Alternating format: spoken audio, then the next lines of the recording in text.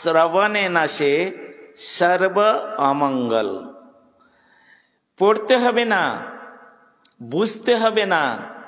যদি কোনো বৈষ্ণবের মুখে এই চৈতন্য ভাগবত বা চৈতন্য মঙ্গলের কথা শ্রবণ করেন তো তার সমস্ত অমঙ্গল দূরীভূত হয়ে যাবে। চৈতন্য নিতায়ের যাতে জানিয়ে মহিমা, যাতে জানে কৃষ্ণ ভক্তি সিদ্ধান্তের সীমা। চৈতন্য নিতায়ের যাতে জানিয়ে মহিমা, এই গ্রন্থের মধ্যে নিত্যানন্দ প্রভু এবং চৈতন্য মহাপ্রভুর অত্যন্ত সুন্দর লীলাচরিত কথা তিনি বর্ণনা করেছেন। অপ্রাকৃত দিব্য লীলাচরিত কথা বর্ণনা করেছেন। যাতে জানি কৃষ্ণ ভক্তি সিদ্ধান্তের সীমা, যে কথা শুনলে জীবের কৃষ্ণ ভক্তি লাভ হবে। বললেন মহারাজ, আমাদের কৃষ্ণ ভক্তি নাই বা হলো, আমাদের দরকার কি কৃষ্ণ ভক্তির? বেশ তো খাচ্ছি দাচ্ছি, বেশ একেবারে 4-5টা সবজি টবজি এটা সেটা, এখন সবজির দাম খুব কম, আর খুব আনছি খাচ্ছি দাচ্ছি, বেশ ঘুমাচ্ছি, সংসার করছি। ভক্তি টক্তির আর দরকার কি? ভক্তির আমাদের প্রয়োজন আছে? বলে দেখো, তোমার যদি ভক্তি না হয় তাহলে তোমাকে রাক্ষস বলা হয়েছে। তোমার অন্তরে যদি গোবিন্দ ভক্তি না থাকে, তুমি যদি ভগবানের প্রসাদ ভোজি না হও, তাহলে তোমাকে রাক্ষস বলা হয়েছে। বলে কোথায় আছে? দেখাতে পারবেন? আপনারা আমাকে প্রশ্ন করতে পারেন, মহারাজ আপনি আমাদের এত বড় কথা বলছেন, আপনি দেখাতে পারবেন? বলে হ্যাঁ, আমি দেখাতে পারবো। নারদীয় পুরাণের মধ্যে বলা আছে, ললাটে তিলকং নাস্তি কণ্ঠে নাস্তি ত্রিকণ্ঠিকা, হৃদয়ে নাস্তি গোবিন্দ সনর ব্রহ্ম রাক্ষস। তাকে রাক্ষস বলা হয়েছে।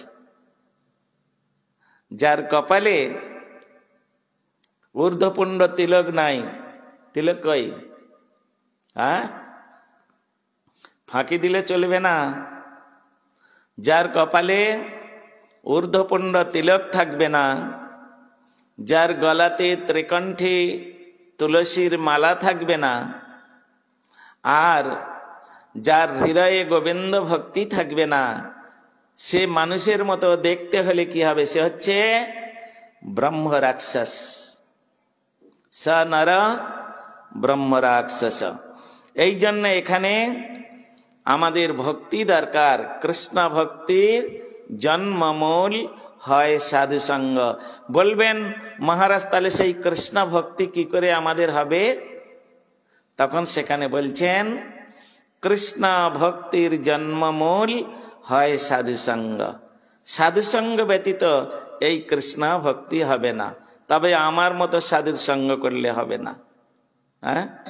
যার সব সময় পেটের চিন্তা, কোথায় গেলে একটু ভালো মন্দ খেতে পাবো, আর কোথায় গেলে একটু প্রণামীটা ভালো পাবো, আর কোথায় গেলে একটু ভালোভাবে থাকতে পারবো, এই রকম চিন্তা ভাবনা যুক্ত ব্যক্তি ওই রকম সাধুর সঙ্গ করলে হবে না। কিরকম সাধুর সঙ্গ করতে হবে? কিরকম সাধুর সঙ্গ করলে তবে আমাদের ভক্তি হবে? ন ধনং ন জনং ন সুন্দরিং কবিতাং বা জগদীশ কাময়ে মম জন্ম জন্মনীশ্বরে ভবতাদ ভক্তিরহৈতু কিতৈ। এইরকম যদি কোন ভক্তকে পাওয়া যায়, তাহলে সেই ভক্তের সেবা করলে, তার সঙ্গ করলে, তার উপদেশে আমাদের কৃষ্ণ ভক্তি হবে। যার পার্থিব জগতের কোন বস্তুর প্রতি তত আকাঙ্ক্ষা নেই, লোভ নাই, হলো হলো, না হলো হলো, ঠিক আছে, যেদিন জগন্নাথের ইচ্ছায় যতটুকু পেলাম পেলাম, নাই পেলাম নাই পেলাম, কি আছে।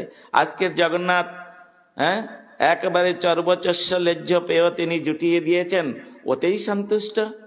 আবার একদিন জগন্নাথ দেখছে পান্তা আছে কিন্তু নুন নাই, তাও সন্তুষ্ট থাকতে হবে।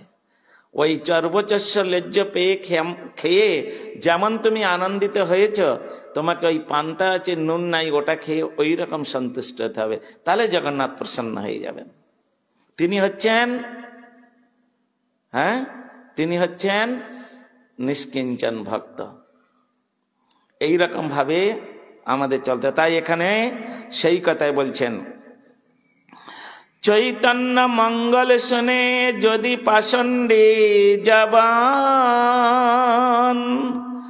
সেই মহাবৈষ্ণব হয় ততক্ষণ। বলছে এই চৈতন্য মঙ্গল যদি পাষণ্ডে, যদি কোনো জবন মানে কি? জবন মানে মুসলমান, তাহারা যদি এই চৈতন্য ভাগবতের কথা শোনেন, তাহলে বলছেন সেই মহাবৈষ্ণব হয় ততক্ষণ, সেও বৈষ্ণব হয়ে যাবেন। তাহলে চৈতন্য মহাপ্রভুর লীলা এত সুন্দর, এত গম্ভীর, সেই চৈতন্য মহাপ্রভুর লীলা আমাদের শ্রবণ করতে হবে। মনুষ্যের রচিতে নারে ওইছে গ্রন্থ ধন্য, বৃন্দাবন দাস মুখে বক্তা শ্রী চৈতন্য। কৃষ্ণদাস কবিরাজ গোস্বামী প্রভু তিনি বলছেন, বৃন্দাবন দাস মুখে ওইছে গ্রন্থ ধন্য। কোন গ্রন্থ? যে চৈতন্য মঙ্গল বা চৈতন্য ভাগবত। বৃন্দাবন দাস, স্বয়ং বৃন্দাবন দাসের শ্রীমুখে স্বয়ং মহাপ্রভু তিনি বক্তা রূপে তার মুখে তিনি বলছেন, বৃন্দাবন দাস মুখে বক্তা শ্রী চৈতন্য। বৃন্দাবন দাস পদে কোটি নমস্কার, ওইছে গ্রন্থ করিতে তারিলা সংসার। বৃন্দাবন দাস পদে কোটি নমস্কার। দেখুন কৃষ্ণদাস কবিরাজ গোস্বামী প্রভু তিনি বৈষ্ণবদের চরণ কিরকম ভাবে বন্দনা করছেন। তার চরণে আমার কোটি কোটি প্রণাম, কোটি কোটি নমস্কার। কেন? ওইছে গ্রন্থ করিতে তারিল সংসার। এই গ্রন্থ যিনি আশ্রয় করবেন অবশ্যই তাকে মনে রাখতে হবে তিনি এই সংসারে আর আসবেন না, তিনি উদ্ধার হয়ে যাবেন। সুতরাং শ্রী চৈতন্য ভাগবতে অপার মহিমার কথা বলিয়া শেষ করা যাবে না। অপার মহিমা, যেটাকে কোনোদিন পারাপার করা যায় না। সেই যিনি প্রেম অবতারী ভগবান শ্রী শ্রী চৈতন্য মহাপ্রভুর অপ্রাকৃত জীবনচরিত সম্মিলিত এই অমৃতময় ধার্মিক গ্রন্থটি অধ্যয়ন করিয়াছেন। তিনি একাধারে শ্রী শ্রী গৌর এবং কৃষ্ণ চরণে প্রেম ভক্তি লাভ করিতে পারিবেন, ইহাতে কোনো সন্দেহ নাই। বুঝতে পারছ কি কইতাছি? কালকে জিজ্ঞাসা করলে বলবে আমার আর মনে নাই, তাই তো?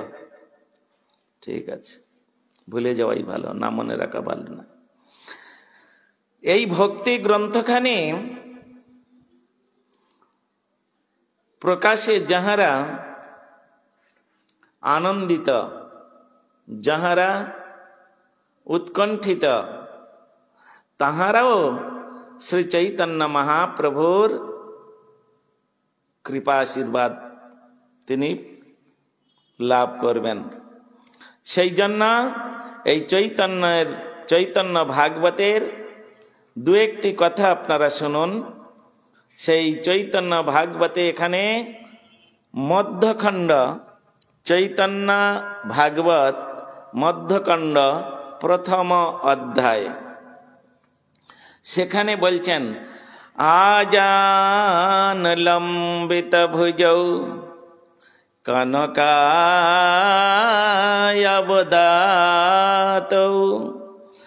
সংকীর্তনৈকপিতরৌ কমলায়তাক্ষৌ বিশ্বম্ভরৌ দ্বিজবরৌ যুগধর্মপালৌ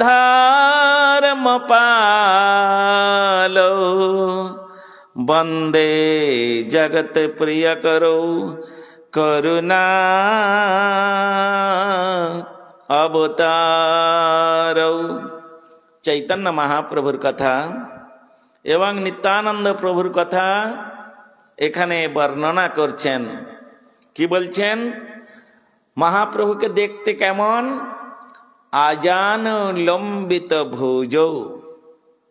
আজানু মানে জানু তক, জানু পর্যন্ত। জানু কাকে বলা হয় জানো? হ্যাঁ, জানু কাকে বলা হয় জানো না? হ্যাঁ, জানো না? জানু কাকে বলা হয়? কি তোমরা লেখাপড়া শিখেছো, বাবার পয়সাগুলো ধ্বংস করেছো। জানু জানো না? এটাকে জাঙ্গা বলে না, জানু। তাহলে আজানু এই হাঁটুর থেকে দাঁড়িয়ে যদি কেউ হাতটা নিচু করে দেয়, আমরা এরকম হাঁটুর নিচে আসবে। আমাদের কোনোদিন কারোর হাঁটুর নিচে হাত আসবে না, দেখবে, দাঁড়িয়ে দেখবে পরীক্ষা করে। এটা একমাত্র ভগবানের। একে বলা হয় আজান লম্বিত ভুজৌ। ভুজ মানে এটা ভুজৌ, বাহুকে বলা হয় ভুজ। আজান লম্বিত ভুজৌ কনকা অবদাতৌ। কনকা মানে সোনা, সোনার মতো যাদের অঙ্গের কান্তি। চৈতন্য মহাপ্রভুর অঙ্গের কান্তি মানে অঙ্গের বর্ণ বা রূপ ছিলেন কিরকম? সোনার মতো তপ্ত কাঞ্চন। আমার শ্রীমতী রাধারানীর বর্ণ তো, তা শ্রীমতী রাধারানীর বর্ণ হচ্ছে, তার প্রণামের মধ্যে আছে তপ্ত কাঞ্চন গৌরাঙ্গী রাধে বৃন্দাবনেশ্বরী। তো তপ্ত কাঞ্চন মানে গরম সোনা, গলিত সোনা। যেমন তার কালার, ওই রকম কালার হচ্ছেন আমার বৃষভান রাজনন্দিনী শ্রীমতী রাধারানীর গায়ের রং, তপ্ত কাঞ্চন। হ্যাঁ, তো এইরকম কনকা অবদাতৌ দুজনার, চৈতন্য মহাপ্রভু এবং নিত্যানন্দ প্রভু দুজনার ওরকম আজান লম্বিত ভুজৌ কনকা অবদাতৌ সংকীর্তনৈক পিতরৌ। এনারা হচ্ছে সংকীর্তনের পিতা বলা হয়েছে। কেন? মহাপ্রভু আসার পূর্বে, নিত্যানন্দ প্রভু আসার পূর্বে তখন ছিল মুঘল পিরিয়ড, মুসলমানের রাজত্ব। নদিয়ার ডিস্ট্রিক্ট ম্যাজিস্ট্রেট ছিলেন সিরাজউদ্দিন মৌলানা চাঁদ কাজী। মনে থাকবে, ভালো করে শোনো, কালকে জিজ্ঞাসা করব। নদিয়ার ডিস্ট্রিক্ট ম্যাজিস্ট্রেট কি নাম? সিরাজউদ্দিন মৌলানা চাঁদ কাজী। আর তদনীন্তনকালে অখণ্ড বাংলার নবাব ছিলেন হুসেন শাহ। মনে থাকবে, হুসেন শাহ। তো এইরকম পিরিয়ডে কেউ প্রকাশ্যে হরিনাম করতে পারত না। কেউ একটু খোল করতাল বাজিয়ে হরিনাম করবে, ওসব ছিল না। কেন? মুসলিম শাসিত রাজ্য, এই রাজ্যে কেউ প্রকাশ্যে, যদি কোনো সুকৃতিবান তারা ওই গঙ্গায় স্নান করে আর একটু বিড়বিড় করে গোবিন্দ পুণ্ডরীকাক্ষের নাম করে উচ্চারণ, গোবিন্দ পুণ্ডরীকাক্ষ নাম করে উচ্চারণ। কেহ ঘরে বন্ধ করে খোল করতাল নিয়ে মৃদু মৃদু কীর্তন করে সবে পার্ষদ নিয়ে। হ্যাঁ, ঘরের মধ্যে খোল দরজা দরজা সব বন্ধ করে দিয়ে খুব আস্তে আস্তে কেউ কীর্তন করত। তাও যদি ওই পেয়াদারা শুনতে পেত, ম্যাজিস্ট্রেটের যে পেয়াদা ওরা যদি শুনতে পেত, ব্যাস একবার দরজা টরজা ভেঙে খোল করতাল ভেঙে টেঙে দিয়ে মারধর করত। জানো না, এটা মুঘল পিরিয়ড, এখানে চলবে না। মহাপ্রভু যখন আসলেন তখন অন্যায়ের বিরুদ্ধে জিহাদ ঘোষণা করলেন। মহাপ্রভু বলেন কি, মুসলমানরা যদি তাদের ধর্ম তারা পালন করতে পারে, খ্রিস্টানরা তারা যদি তাদের ধর্ম পালন করতে পারে, তাহলে হিন্দুরা কেন হিন্দুদের ধর্ম পালন করবে না? কেন পালন করবে না? এটা হচ্ছে ভারতবর্ষ, এখানে সর্বধর্ম সমন্বয়ের জায়গা। এটা সকলের অধিকার আছে সকলের ধর্ম আচরণ করা। সুতরাং আমরা হিন্দু, আমরা কেন আচরণ করতে পারবো না?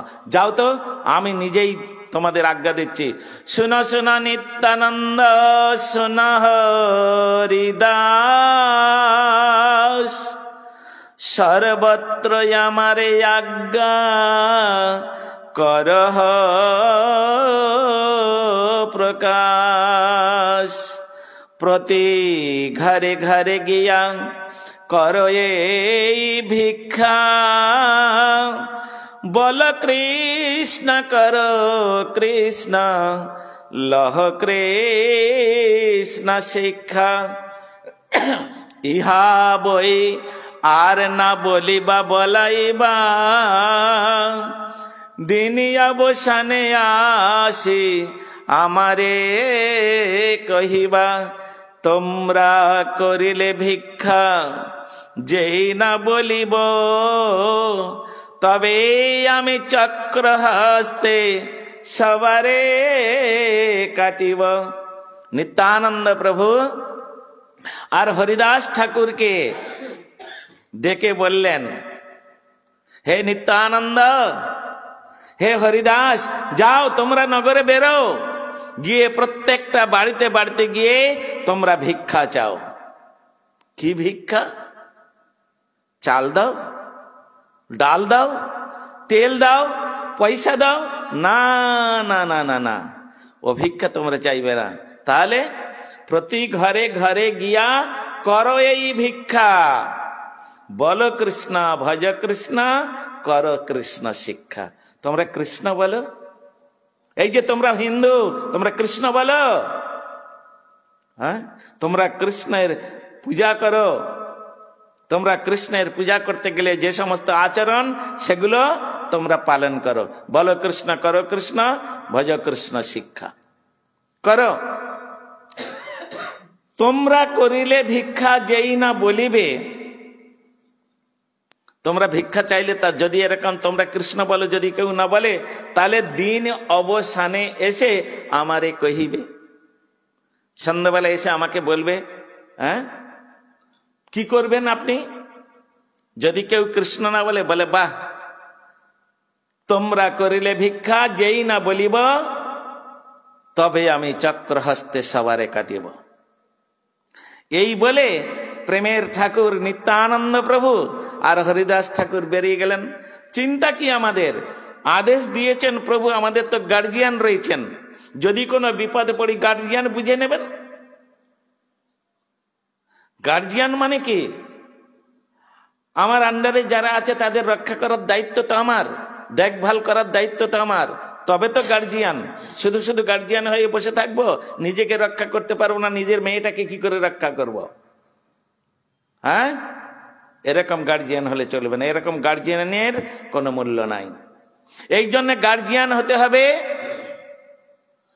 তা নিত্যানন্দ প্রভু হরিদাস ঠাকুর চিন্তা করলেন, আমাদের তো গার্জিয়ান রয়েছেন, আমাদের চিন্তা কি, চলো আমরা যাই বলি।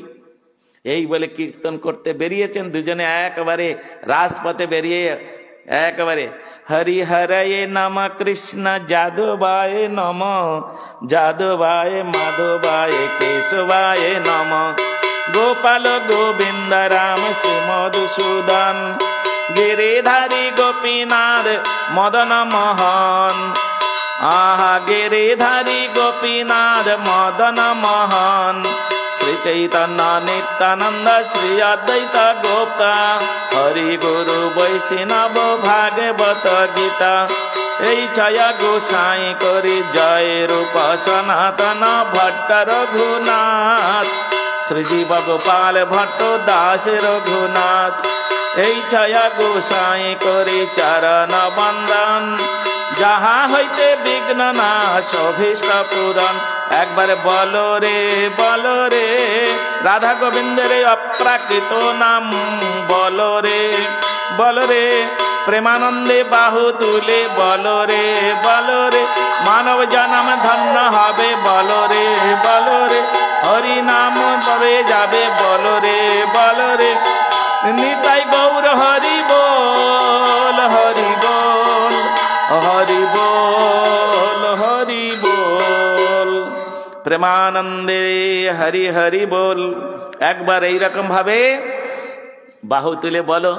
নিত্যানন্দ প্রভু হরিদাস ঠাকুর যাচ্ছেন, এমন সময় সেই ডিস্ট্রিক্ট যে ম্যাজিস্ট্রেট মৌলানা চাঁদ কাজী, তার কাছে খবর চলে গেছে। পাইক পেয়াদারা কোটাল টোটাল সব নগর কোটাল সব খবর দিয়েছে, সর্বনাশ হয়ে গেল, দেশ উচ্ছন্নে যাবে, হিন্দুয়ানি বেড়ে যাচ্ছে, হ্যাঁ তোমাদের সব শেষ হয়ে যাবে। এই বলে যখন গিয়েছে, এই কাজী তখন বেরিয়ে এসেছে, এত সাহস পাস কোথা থেকে? হ্যাঁ, কে তোদের আদেশ দিয়েছে এইরকম ভাবে হরিনাম করার? হ্যাঁ, এই বলে আচ্ছা করে সেই কীর্তনে যারা বেরিয়েছিল খোল করতাল সব কেড়ে নিয়েছে, খোল ভেঙে দিয়েছে, আর ভেঙে দিয়ে বলছে আজকের আর কিছু বললাম না, এইটুকু বলে ছেড়ে দিলাম, এর পরের দিন যদি দেখি তাহলে প্রাণ নিয়ে নেব তোদের। নিত্যানন্দ প্রভু হরিদাস ঠাকুর কাঁপতে কাঁপতে এসে গোবিন্দের কাছে বলছেন, গৌরাঙ্গের কাছে, ঠাকুর আর তোমার আদেশ পালন করতে পারবো না, তোমার আদেশ পালন করতে গিয়ে আমরা কি প্রাণে মারবো নাকি? বলে কেন, কি হয়েছে তো বলবে। বলে কি আর বলবো, নগর কোটাল হ্যাঁ সব গিয়ে নালিশ করেছে, হ্যাঁ সব কেড়ে কুড়ে নিয়ে নিয়েছে, খোল ভেঙে দিয়েছে। বলে নিয়েছে, খোল ভেঙে দিয়েছে। বলে তাই নাকি? এত সাহস, হ্যাঁ কাজীর এত সাহস, চলো তো কালকে সব ব্যবস্থা করো, সন্ধ্যাবেলায় আমি নিজেই বেরোবো। কালকের তোমরা সব নগরে বলে দাও, যত ভক্ত আছে যত হিন্দু আছে সব বলে দাও, কালকে আমি নিজেই নগর কীর্তনে যাব, দেখি বেটা চাঁদ কাজীর কত ক্ষমতা, আমাকে রক্ষা করো, এই বন্ধ করুক কীর্তন। এই বলে সব ভক্তদের বাড়িতে দিয়ে দিয়েছে, হ্যাঁ খবর দিয়ে দিয়েছে, প্রত্যেকে একটা করে মশাল জ্বালবে, আর সকলে খোল করতাল কাঁসের শঙ্খ যা আছে সব নিয়ে বেরিয়ে পড়বে। হ্যাঁ গৌর নিত্যানন্দ আমরা আগে যাব, আমাদের পিছনে পিছনে তোমরা যাবে, দেখি কার ক্ষমতা আছে। আজকের এই অন্যায়ের বিরুদ্ধে জিয়াদ ঘোষণা, অন্যায়ের বিরুদ্ধে জিয়াদ ঘোষণা করলেন, দেখি কে বাধা দেয়। এই বলে আমার গৌরহরি তিনি কি করেছেন, রাত্রেবেলায়, কালকের যাবেন বলেছে তো, তাহলে রাত্রিটা তো যাবে, রাত্রেবেলায় ভগবান গৌর সুন্দর তিনি ওই চাঁদ কাজী রাত্রে শুয়েছিলেন, আর গৌরহরি আমার নৃসিংহ মূর্তি ধারণ করে তার বুকের উপরে চেপেছে, সে স্বপ্ন দেখছে। ওই নিমাই সে নৃসিংহ মূর্তি ধারণ করে আর আমার বুকের উপরে চেপেছে, চেপে আর বলছেন, ওরে চাঁদ কাজী তুই আমার কীর্তনের মৃদঙ্গ ভেঙেছিস, আজকের মৃদঙ্গ বদলে তোর আমি বক্ষ বিদীর্ণ করে দেব, ফাড়িব হৃদয়ে তোর মৃদঙ্গ বদলে। হ্যাঁ এই বলে একেবারে সেই নৃসিংহ মূর্তি ধারণ করে সেই বিকট রূপ ধারণ দেখে তো ব্যাস ওর অবস্থা খারাপ, এ কে, হ্যাঁ এরকম রূপ তো আমি জীবনে দেখি নাই। এই বলে তারপরের দিনে সন্ধ্যাবেলায় সব বেরিয়ে পড়েছেন সব ভক্তরা, প্রত্যেকের হাতে একটা করে বিশাল দেউলটি জ্বালিয়েছে, মশাল জ্বালিয়েছে। এমনকি স্বর্গে থেকে সমস্ত দেবতা বৃন্দ, তারা দেব দেবী সবাই চলে এসেছে। কেন? হেরিব কেমন নাচে সে গৌর নিতাই। হ্যাঁ, তারা বলছে হেরিব কেমন নাচে সে গৌর নিতাই। আজকের আমাদের কত ভাগ্য, কোটি কোটি জন্মের ভাগ্য যে আজকের আমরা নিতাই গৌরের নিত্য দর্শন করব। হ্যাঁ, চলো চলো আমরা সকলে মানব রূপে ওই মহাপ্রভুর নিত্য দর্শনে যাই। চলো, 33 কোটি দেবতা সবাই চলে আসলেন। ব্যাস, সবাই এরকম চলেছেন। হরিহরায় নম, কৃষ্ণ যাদবায় নম, যাদবায় মাধবায় কেশবায় নম, এই বলে একেবারে তারা যাচ্ছে। আর একদম যেন আকাশ গর্জন করছে বিশাল। চাঁদ কাজী বলছেন তার পাইক পেদারে কিসের আওয়াজ এটা? বলে নিমাই পণ্ডিত আসছে। কৈফিয়ত চাইতে আপনি কেন তাহার কীর্তনের খোল ভেঙেছেন, আপনাকে কৈফিয়ত দিতে হবে। তাই নাকি? নিমাই পণ্ডিত, ওরে বাবা, সেই রাত্রে ভয়ঙ্কর রূপ আমি দর্শন করলাম, সেই নিমাই। এই বলে কি করেছে, তাড়াতাড়ি বলেছে গেটের দরজা বন্ধ করে দে, যেন ঢুকতে না পারে একটা লোক, বন্ধ করে দে। আর বলে তখন নিজে দরজাটা বন্ধ করে দিয়ে, মেন গেট বন্ধ করে দিয়ে খাটের তলায় লুকিয়ে গেছে। খাটের তলায় লুকিয়ে গেছে। আর যখন লুকিয়ে গেল, মহাপ্রভুকে কি আটকাবে? হ্যাঁ, গেটের কাছে এসে দেখে সব তালা বন্ধ, ভিতরে ঢুকতে পারছে না। তা উঠানের মধ্যে একটা বলা আছে, হ্যাঁ, কিংবদন্তিতে বলা আছে, চাঁদ কাজীর উঠানের মধ্যে একটা তেঁতুল গাছ ছিল, বিশাল বড় তেঁতুল গাছ। তো মহাপ্রভুর সঙ্গে এত ভক্তরা গিয়েছেন, প্রত্যেকে একটা একটা করে তেঁতুল পাতা নিয়েছে, সব পাতা শেষ হয়ে গেছে। তাহলে কত ভক্ত গিয়েছিল? হ্যাঁ, তো মহাপ্রভু দেখলেন তো তালা বন্ধ, ভক্তরা তো ভিতরে ঢুকতে পারবে না, তোমরা এখানে দাঁড়াও। মহাপ্রভু বললেন তোমরা এখানে দাঁড়াও, আমি যাচ্ছি ভিতরে। এই বলে মহাপ্রভুকে কে আটকাবে? অপ্রাকৃত দিব্য কলেবার চলে গেছেন ভিতরে, একদম সেই ঘরের মধ্যে যেখানে খাটের নিচে ঢুকে যায়। কাজী সাহেব, আরে আপনি কিরকম মানুষ? আমরা আপনার অতিথি, আর আপনি আতিথ্য সৎকার না করে খাটের নিচে ঢুকে আছেন। বেরোন বেরোন, শিগগির বেরোন। হ্যাঁ, চিন্তা করলেন আরে ই আসলে কি করে এখানে? আমি তো সব চারিদিকে বন্ধ করে দিয়েছি, আমার দরজাও বন্ধ আছে, এ ঘরে ঢুকলে কি করে? এই বলে তাড়াতাড়ি বের করে হাত জোড় করে একেবারে, হ্যাঁ, পড়ে গেছে চরণে, আমায় ক্ষমা করুন, আমি বুঝতে পারি নাই। হ্যাঁ, রাত্রে আমি যা দৃশ্য দেখলাম, তুমি যে এইরকম বস্তু আমার তো জানা ছিল না। অনেক কথা আছে সেখানে। তারপরে মহাপ্রভুর সঙ্গে তার কথোপকথন হচ্ছে, তুমি আমার কীর্তনের খোল ভেঙেছ কেন? ভারতবর্ষের সমস্ত ধর্মের ব্যক্তিগণ তাদের নিজ নিজ ধর্ম জীবনযাপন করার অধিকার রয়েছে। তুমি যদি তোমার ধর্ম পালন করো, আমি কেন আমার ধর্ম পালন করব না? হ্যাঁ, আর তোমাদের কিসের ধর্ম? পিতামাতা মারি খাও, কি বা তব ধর্ম? বলে পিতামাতা, মুসলমানরা তো পিতামাতা মেরে খায়। বলে কিরকম? পিতা মানে বৃষ অন্ন উপজয় তারে মানি পিতা। বৃষ মানে বলদ, নাঙ্গল করে না? হ্যাঁ, এখন তো ট্রাক্টর হয়েছে, তখন তো ওসব ছিল না। তা বৃষ অন্ন উপজয় তারে বলি, ও তো চাষ না করলে হবে না, তারে বলি পিতা। আর দুগ্ধ গাভী দুগ্ধ প্রদানয় তারে কহি মাতা। মা কি করে? সন্তানকে বুকের স্তন পান করিয়ে তাকে লালন পালন করে সন্তানকে, এই জন্য তাকে মা বলা হয়, তাই তো? হ্যাঁ, সেই রকম গাভী মাতা, তার দুধ দিয়ে আমরা লালিত পালিত হই, তিনি আমাদের গাভী মাতা। তাহলে সেই গাভী, সেই বলদকে মেরে তোমরা খাও, তোমাদের কিসের ধর্ম? এইরকম ভাবে মহাপ্রভু যখন কাজী সাহেবের কাছে তিনি কৈফিয়ত চাইলেন, তিনি রাত্রেবেলায় এই নিমাই পণ্ডিতের সিংহ মূর্তি ধারণ করে তার বক্ষের উপরে বসে যে শব্দটি তিনি বলেছিলেন, ফাড়িব হৃদয়ে তোর মৃদঙ্গ বদলে। অতএব এই দেখে সে এমনি ভয়ান্বিত ছিলেন, আজকে সাক্ষাৎ মহাপ্রভুর সম্মুখীন হয়ে তার সমস্ত বাহাদুরি যেন কোথায় চলে গেল। সে তখন মহাপ্রভুর চরণে বলছেন, দেখো নিমাই পণ্ডিত, গাম সম্পর্কে তুমি আমার ভাগনা হও, আমি তোমার মামা হই। তো মামা যদি কোনো অপরাধ করে, কোনো দোষ করে, তাহলে ভাগনা তার অপরাধ নেয় না। আমি যদি কোনো দোষ করে থাকি, কোনো অন্যায় করে থাকি, তাহলে তুমি আমার অপরাধ অন্যায় ক্ষমা করে দাও। তা না হয় হলো, কিন্তু আর কোনোদিন আমার এই ধর্ম প্রচারে বাধা দিবে না তো?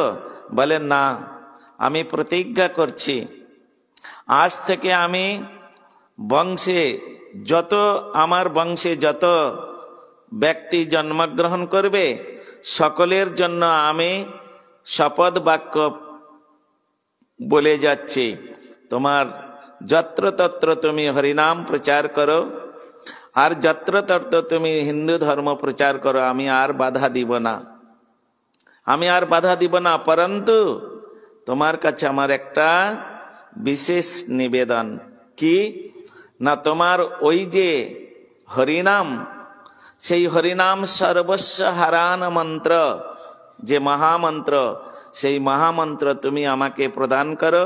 আমি তোমার কাছে দীক্ষা গ্রহণ করে আমিও তোমার মতো হরিনাম করতে চাই। আমার বংশে যত ব্যক্তি আসবে, সকলে যেন এই হরিনাম করতে পারে বা হরিনাম করে, তার জন্য আমি একটা ব্যবস্থা করে যাব। মহাপ্রভু এইরকম ভাবে মহাপ্রভুর দর্শনে সেই কাজী সাহেবের মন ফিরে গেল। হ্যাঁ, সে তখন মহাপ্রভুর কাছ থেকে মন্ত্র নিলেন, আর মন্ত্র নিয়ে তিনি হরিভজন করতে লাগলেন। পরবর্তীকালে এই কাজী যখন দেহ রেখেছিলেন, মারা গিয়েছিলেন, যাকে বলা হয় দেহ রেখেছিলেন, তো তখন স্বয়ং মহাপ্রভু নিজে গিয়ে তার সমাধিস্থ করেছিলেন।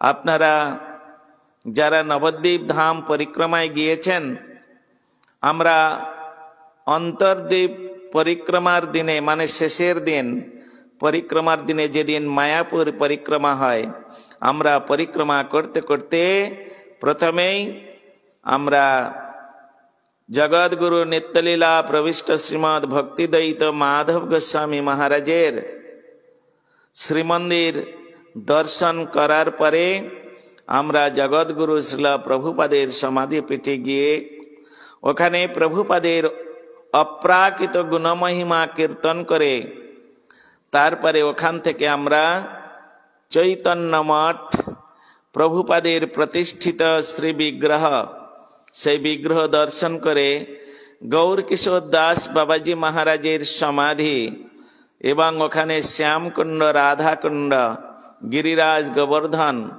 কদম্ব বৃক্ষ, তমাল বৃক্ষ ইত্যাদি সমস্ত দর্শন করে, যাতে করে প্রভুপাদ ওখানে নব বৃন্দাবন সৃষ্টি করেছেন।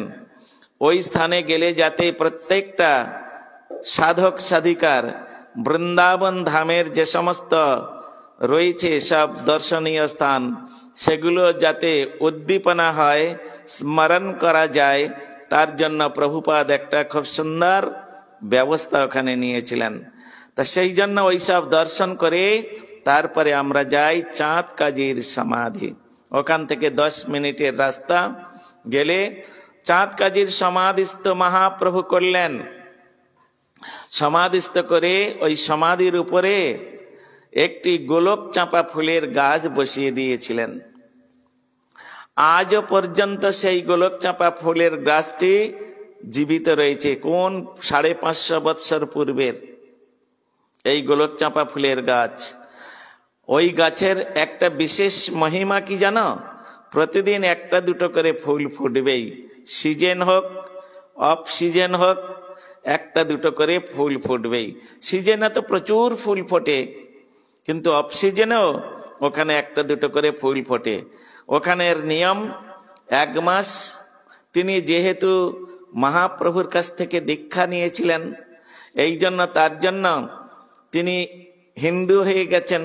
এই জন্য হিন্দুদের পূজারই 1 মাস পূজা করে ওইখানে। আবার যেহেতু তিনি মুসলমান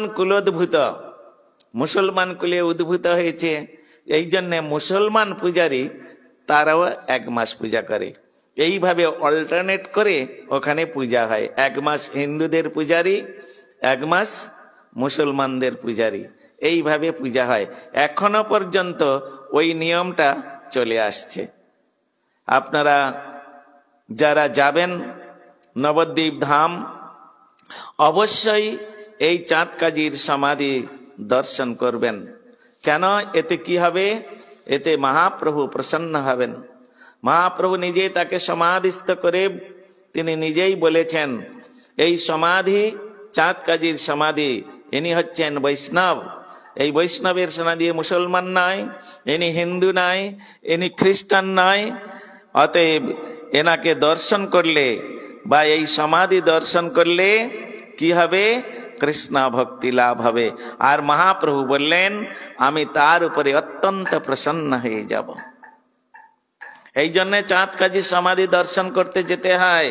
অনেকে হয়তো একটু হাঁটতে হাঁটতে হয়তো কষ্টই হয়, ওই প্রভুপাদের সমাধি পর্যন্ত গেলেন চৈতন্য মঠ দর্শন করে, আর অর্ধেক লোক চলে যায় না চাঁদ কাজীর সমাধিতে, সব এসে প্যান্ডেলে খিচুড়ি খাবার জন্য বসে যায়। খিচুড়ি প্রসাদ হোক যাই হোক বসে যায়, এটা ঠিক নয়। চাঁদ কাজীর সমাধি দর্শন করলে হৃদয়ের, তার যেমন মহাপ্রভুর দর্শনে হৃদয়ের কালিমা দূরীভূত হয়ে গিয়েছিল, তার হৃদয় নির্মল পবিত্র হয়ে গিয়েছিল, আর তার যেমন হরিভজন করার জন্য, মহাপ্রভুর ভজন করার জন্য ইচ্ছা হয়েছিল, ওই প্রকার আমরা যদি চাঁদ কাজীর সমাধিতে গিয়ে একবার যদি প্রণাম করি, আর ওই চাঁদ কাজী পরম বৈষ্ণব দর্শনে পবিত্র কর, এই তোমার গুণ। একবার যদি তার কৃপা হয়ে যায়, ব্যাস সঙ্গে সঙ্গে মহাপ্রভুর দর্শন হবে। এই জন্য বৈষ্ণব বন্দনার মধ্যে বলা আছে, কৃষ্ণা সে তোমার ওগো কৃষ্ণা দিতে পারো, তোমার শক্তি আছে। আমি তো কাঙাল কৃষ্ণা কৃষ্ণা বলি, ওগো ধাই তব পাছে পাছে, ধাই তব পাছে পাছে। কৃষ্ণ সে তোমার, কৃষ্ণ দিতে পারো, তোমার শক্তি আছে। আমি তো কাঙাল কৃষ্ণ কৃষ্ণ বলি, ধাই তব পাছে পাছে। অতএব যদি বৈষ্ণবের পিছনে ধাবিত হওয়া যায়, বৈষ্ণবের পিছনে পিছনে যদি ঘোরা যায়, তাহলে বৈষ্ণব ঠাকুর কৃপা করে কখনো না কখনো গোবিন্দকে প্রদান করতে পারেন। কারণ এই গোবিন্দ হচ্ছে বৈষ্ণব ঠাকুরের হৃদয়ের ধন, তিনি দিলেও দিতে পারেন। এইভাবে সেই জন্য এই মহাপ্রভুকে বলা হয়েছে, কালকের আমরা আলোচনা করছিলাম, সংকীর্তনৈক পিতরৌ কমলায়তাক্ষৌ। কমলায়তাক্ষৌ মানে গৌর নিত্যানন্দ প্রভুর চোখ দুটো, আখি অক্ষৌ মানে চোখ, আখি দুটো কিরকম? কমল মানে পদ্ম, পদ্মের পাপড়ি যেরকম সুন্দর, ওই রকম গৌর নিত্যানন্দ প্রভুর নেত্রদ্বয় অত সুন্দর। এই জন্য বলা হয়েছে কমলায়তাক্ষৌ। আর কি বললেন? বিশ্বম্ভরৌ দ্বিজবরৌ। বিশ্বম্ভর, যাহারা বিশ্বকে ভরণ পোষণ করার একটা অপরূপ সুন্দর ক্ষমতা রাখেন, তাকে বলা হয় বিশ্বম্ভরৌ। দ্বিজবরৌ, সব থেকে দ্বিজ মানে ব্রাহ্মণ, ব্রাহ্মণ শ্রেষ্ঠ বংশে জন্মগ্রহণ করেছেন। মহাপ্রভুর বাবার নাম কি বলো তো, বলো। মহাপ্রভুর বাবার নাম হচ্ছে জগন্নাথ মিশ্র, মায়ের নাম হচ্ছে শচী দেবী। আর নিত্যানন্দ প্রভুর বাবার নাম হচ্ছে হাড়াই পণ্ডিত, মায়ের নাম হচ্ছে পদ্মাবতী দেবী। এই হচ্ছে তাঁদের, এই জন্য শ্রেষ্ঠ ব্রাহ্মণ বংশে দুজনেই জন্মগ্রহণ করেছেন। যুগ ধর্ম পালৌ, কলিযুগের ধর্ম হয় নাম সংকীর্তন, এতদ অর্থে অবতীর্ণ শ্রী সচিনন্দন। কলিযুগের একমাত্র সংকীর্তনের দ্বারা ভগবত প্রাপ্তি হবে। যতই ঠাকুর ঘরে বসে পূজা করুন আর ওই 3 ঘন্টা ধরে বাতি ঘুরান, কিচ্ছু হবে না। ঠিক মতো যদি হরিনাম না করো আর ঠিক মতো যদি কীর্তন আদি না করো তাহলে আর হবে না। সাধ্য সাধন তত্ত্ব যা কিছু আছয়, হরিনাম সংকীর্তনে সকলে মিলায়। এই জন্যে কলিযুগে নামের উপরে বেশি চাপ দিয়েছেন, বা বেশি হরের নাম হরের নাম হরের নামই বা কেবলম কলৌ নাস্তেব নাস্তেব নাস্তেব গতিরন্যথা। তাহলে কি বলছেন, বন্দে জগৎ প্রিয় করৌ করুণায়াবতী তারৌ। বন্দে, বন্দনা করি সেই গৌর নিত্যানন্দ প্রভুর চরণে। কে করছেন? এখানে বৃন্দাবন দাস ঠাকুর তিনি বলছেন, আমি সেই গৌর নিত্যানন্দ প্রভুর পাদ পদ্ম বন্দনা করি। বন্দে জগৎ প্রিয় করো, জগতের যিনি সব থেকে প্রিয় ব্যক্তি। করুণায় অবতীর্ণ কালৌ, করুণা করে তিনি এই জগতে অবতীর্ণ হয়েছেন।